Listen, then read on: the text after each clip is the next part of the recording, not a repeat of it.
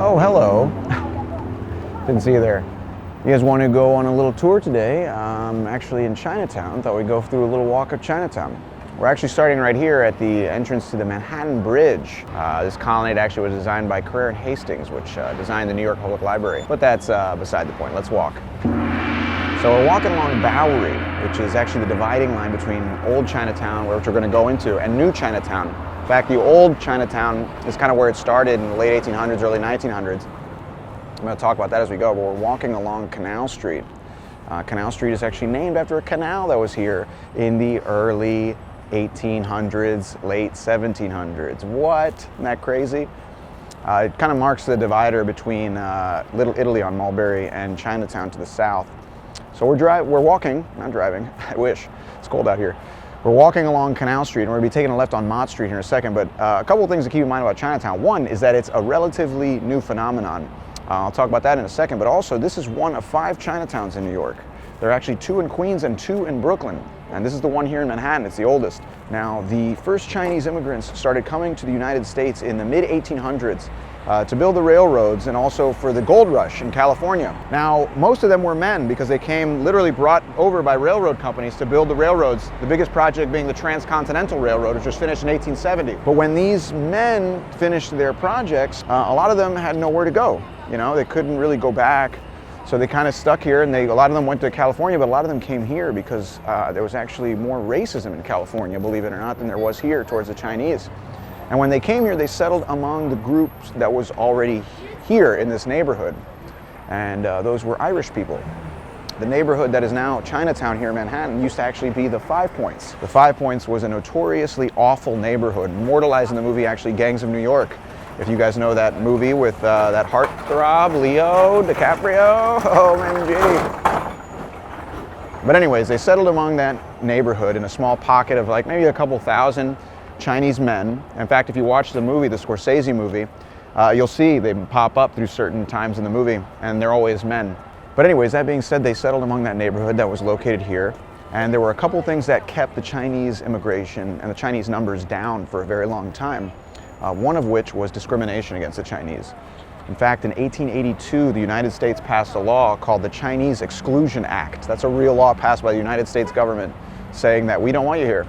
And the men who were already here couldn't bring their families over. It made it very difficult for them. Another thing that kept them down was that in the late 1800s, there was lots and lots of immigration of other immigrant groups as well, which made people here in the United States freak out like they still do when you get lots of immigrants. So in the early 1900s, they started passing more and more restrictions on immigration, culminating in 1924 when they passed quotas on immigration, which kept numbers down. So the anti-Chinese laws weren't lifted until after World War II when we were on friendlier terms with them. And then the quotas weren't lifted until the 1960s, and that's when the floodgates opened. And they poured into this neighborhood because this is where the Chinese who were already here were living. And they just basically took over. Now here in Old Chinatown is where they started coming, and they started coming from places like Hong Kong, also Cantonese-speaking places, so there's more Cantonese spoke here than there is in New Chinatown. You also see lots of restaurants and things that are from China or actually catered to Chinese because there's still Chinese people here, unlike, let's say, Little Italy where they're catering to tourists because there's no more Italians there. So you'll see things like this Buddhist temple right there. That's the first Buddhist temple on the eastern seaboard right here. Saw 10 Ren behind me a little second ago. That's a tea shop that comes from China. They opened a little satellite here. But you'll see things like chopstick stores, you'll see things like cool candy shops, all kinds of things that cater to the Chinese. Pretty cool thing. Another thing you'll notice too is you'll see Taiwanese flags flying more in Old Chinatown than in New Chinatown, where you see more of the communist flag. There are more loyal, people loyal to Taiwan here than there are on the other side. Sorry if I keep sniffling, it's cold. Occupational hazard, baby. So we're walking down Mott Street, which used to be the main drag kind of Chinatown. It kind of still is, Old Chinatown. I'm gonna take a left here. So we're waiting to cross the street. That's one of the cool things about this Chinatown is it's still Chinese as opposed to, let's say, Little Italy where we were earlier. Little Italy is catering to tourists because there's no more Italians there, but the Chinese are still coming in. It's also one of the reasons this neighborhood has maintained its Chinese, I guess, makeup. Is that a lot of the building owners, landlords are Chinese, and there are still Chinese people coming in, so new restaurants and new businesses replace old ones. as well as tenants. People here tend to value the, Chinese background and makeup more so than they do money, generally speaking. That being said, Chinatown is changing very quickly, but traditionally it's more about family and community more so than it is here in the United States. So it's survived a little longer than other neighborhoods have because of that. So now we're walking back towards Bowery. We're going to swing back around through Doyers, but Bowery is actually named the word is actually derived from Bouwrige, which is Dutch. It means farm. It used to be the street leading out of the city into the farms of, like, for example, Peter Stuyvesant in East Village. That used to be just one big farm, and that was the street that took you there. That's what it's called, Bowery.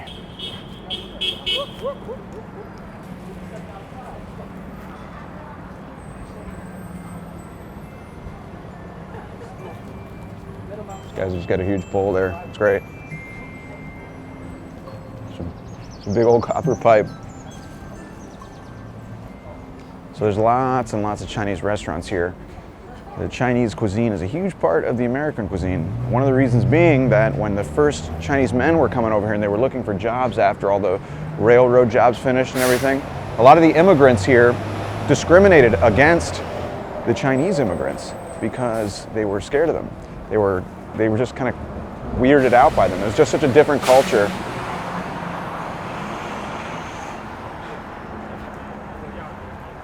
That they actually So one of the reasons why the Chinese men had to find other jobs was because the other immigrants didn't want them taking their jobs, and they shut them out of jobs traditionally reserved for immigrants. So the Chinese men had to get creative and find other ways to make a living.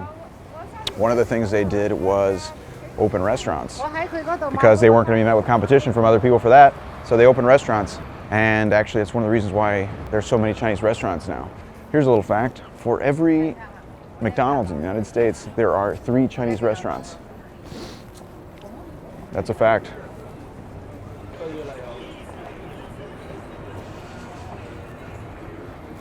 Taking a ride on Doyers here. Doyers is a little curved road here. It used to be a road leading to a man named Anthony Doyers' distillery in the neighborhood.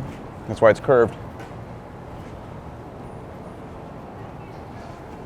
But you can see this up here in Nam Hua Tea Parlor. We're gonna be walking by Nam Hua Tea Parlor. It's been there since 1920. It's a little tea parlor, a little dim sum place. Dim sum are like little, you buy different individual dishes and eat them with tea and whatnot. These little fancy little bars here. This used to also be called the Bloody Angle because it was curved. This was where the 2 kind of mafia groups of the neighborhood used to duke it out. A lot of people died here. The 2 groups were called the Hip Sing and the On Leong. They were called Tongs. These were like social groups that originated in the early 1900s to help the Chinese assimilate, find jobs, etc. But they eventually started to kind of run rackets and things in the neighborhood, and they were constantly fighting for control. Over here too is Joe's Shanghai, right back here. Joe's Shanghai is a very popular dumpling place. You're probably thinking, oh, Joe's Shanghai, that doesn't sound very Chinese. Well, Joe is actually short for Ku Sang Si. That was the name of the chef who opened the original Joe's Shanghai. And how do you anglicize Ku Sang Si? Joe. That was his nickname, so that's where they got it. 1995 that opened, so pretty recent, but very good, very popular. It originated in Flushing, actually. Flushing, Queens, which is one of the other Chinatowns in New York City. Over here too is Aji Ichiban. You'll see it here to the right. We're gonna cross, get over in the really cool little candy store. You can get all kinds of snacks and stuff in there. And things like fish, and dried squid. Stuff you wouldn't find in other candy stores. Over here you have the Church of the Transfiguration, which is a pretty cool story. This church was actually opened in 1801 as a Lutheran church, then an Episcopal church, and then in 1853 was converted into a Catholic church to cater to the Irish in the neighborhood. The Irish were big here. Remember, this was the 5 Points. Well, anyways, it's still here, and today it's no longer an Irish neighborhood. This is now a Chinese neighborhood. So this has had to change its mission to one of converting the people around it, and it has been successful. This is now the largest Catholic Chinese congregation in the United States. Just this little church here, pretty cool. Also here too, you have Hop Key and Wo Hop, 2 of the more popular neighborhood restaurants. Wo Hop opened in 1938. It's kind of like Americanized Chinese, like chop suey Chinese, very popular. In 1938, there weren't a ton of those types of restaurants. And then you also have Hop Key, which opened in 1968, another one of those restaurants as well. So let's keep on moving. Also, that store over there was featured in Home Alone 2. When he goes on his like little tour of New York when he first gets here and he realizes he's by himself in New York City, he comes out of that store right over there. So we're walking on Moscow now. Really good dumpling place right here called Fried Dumpling. It's $1.50 for 5 dumplings. The woman in there is a complete character though. She's very like grouchy. They call her the dumpling Nazi, like in the soup Nazi in Seinfeld, because she just doesn't really care about what you have to say. She just wants to get her money and go. But she's been featured in TV shows for it. It's pretty funny actually. People go in there sometimes, they're like, oh, is this organic? I have allergies, and she's just like, give me your money and go, get out of here. So now we're walking over to Columbus Park. I'll walk you guys over this way. So Columbus Park is right over here to my right. Columbus Park has been here since 1897. This was actually built as a park called Mulberry Bend Park, because we're actually on Mulberry right now, and this is where it bends, right? So it's called Mulberry Bend Park. And it was built to replace what was already here. More important than the park itself. So the park was designed actually partly by Calvert Vaux, who was one of the designers of Central Park. Ever heard of it? But this was built as a place to kind of replace what was here, which was a neighborhood, the center of a neighborhood known as the 5 Points. It was right here. I'll show you the actual intersection where it was located. There's some courthouses. These are all like the federal courthouses. A lot of big court cases. Actually, this is where Harvey Weinstein's being tried. Have Deflategate happen right here to the left. The whole Tom Brady thing. But anyways, this park, I don't want to get too ahead of myself. This park replaced the 5 Points. The 5 Points was this intersection right here. You have Baxter, which came down. You had Moscow, which we were just walking down. And then you had Worth, which is this street, coming towards us on one side, and that was 5 Points right here. So if you remember the movie Gangs of New York, this was kind of the heart of it. This is where they had all the battles and stuff. This is where Leonardo DiCaprio put the whole rabbit thing on a stick. That was all right here. And this replaced the worst part of it, because throughout the 1800s, this neighborhood was so terrible that people started to push for reforms. And one of the things they pushed for was parks. So this neighborhood was really terrible. In fact, in 1842, Charles Dickens did his tour of the United States and published his American Notes, and he mentioned this place specifically by name as the worst pigsty of them all. And that's kind of what Charles Dickens specified, you know. Also had things like 3 times the infant mortality rate of the rest of the city. Really terrible place. So one of the things they advocated for was parks, and this park replaced the worst part of it. In the movie, there's a big brewery that was right here to my left. This was Paradise Square, which was where they had all their battles and stuff, and this kind of replaced it and put something positive in. It was originally called Mulberry Bend Park, right? But then in 1911, they renamed it Columbus Park to please the Italians in the neighborhood, because remember, this was part of Italy, really, because there was tons of Italians in the early 1900s. And today, it's kind of a cool park because it's really kind of a Chinese park. This is where the Chinese really have made it their own. Before we go into the park, which we're going to do in a second, I want to show you guys real quick. This here is Mulberry, but it's also, this is back to Mulberry, we kind of did a little circle, but this is also the funeral district of the neighborhood. You have a couple funeral homes, you have like funeral supplies, cleaners, florists, hotels, all catering to that industry. But this is really cool. If you look in the window there, you'll see like these little cardboard cutouts, cardboard cars, cardboard, supplies and stuff. And the idea is like, you're supposed to burn those with the deceased in the funeral pyre, in the funeral cremation, so that they get those things in the afterlife. So if you burn a cardboard Ferrari with your grandma, she's gonna be driving a real Ferrari in the next life. Isn't that cool? Kind of interesting, but you have enough of a market here that that's a thing. So we're gonna walk through Columbus Park here real quick. We're gonna end the tour here pretty soon. But Columbus Park is one of my favorite places in Manhattan, because there aren't too many parks like this left in Manhattan. It's very expensive to live here, so you don't have too many immigrants living in Manhattan the way they used to. But this one is still very much a Chinese park. You're going to see lots of men playing here. In the summer, people are playing their instruments, hanging out here. But you kind of feel like an outsider here. It's kind of nice. You walk through and you're like, oh, this isn't my park. This is a Chinese park. That's kind of cool. It's like a privilege to live in a city where that's the case.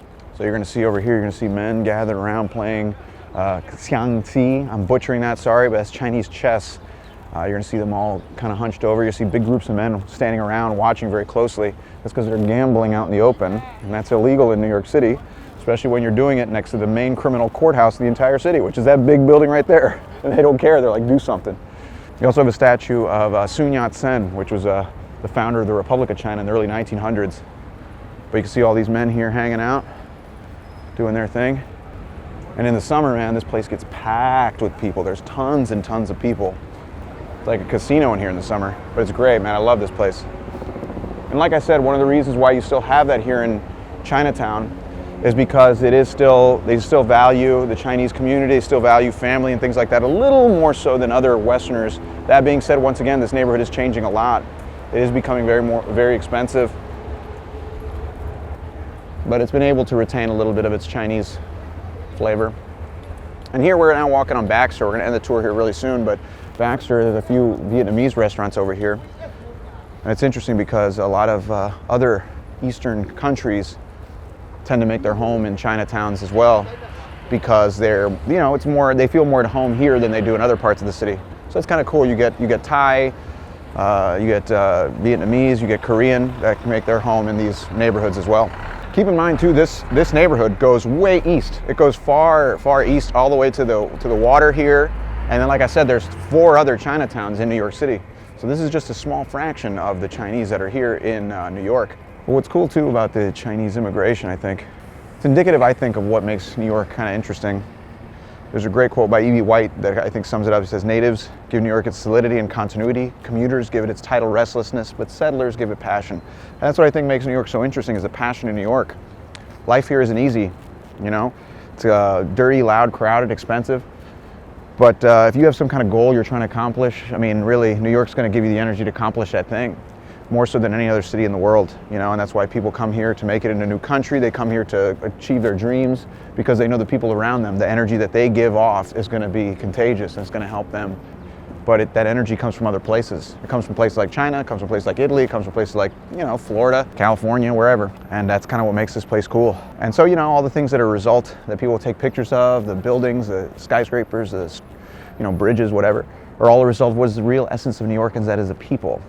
The people of New York will make this place interesting. And it's got to be diverse. A city, by definition, has to be diverse because it ceases to produce interesting ideas, well-rounded ideas and progress when there aren't people representing different groups here. So this is what you need to protect, different people of different socioeconomic groups. Because if it starts just being a bunch of rich people or whatever, it just becomes a theme park, and that's not going to be good for anybody. With that being said, I'm going to end the tour here. This is where we are. We're on Center Street now. Behind me is now kind of Tribeca. So we're kind of towards the end of Chinatown, towards the border of it. But that was the tour of Chinatown. So I hope you guys enjoyed it. I got a little bit of walking in. I'm freezing. Don't forget to subscribe and that kind of thing. You should always be present. But if you're gonna subscribe to some social media, make sure it's mine, I guess. Just follow me on Instagram and the whole thing. But yeah, hope you guys enjoyed it. See you guys later. Whew, it's cold.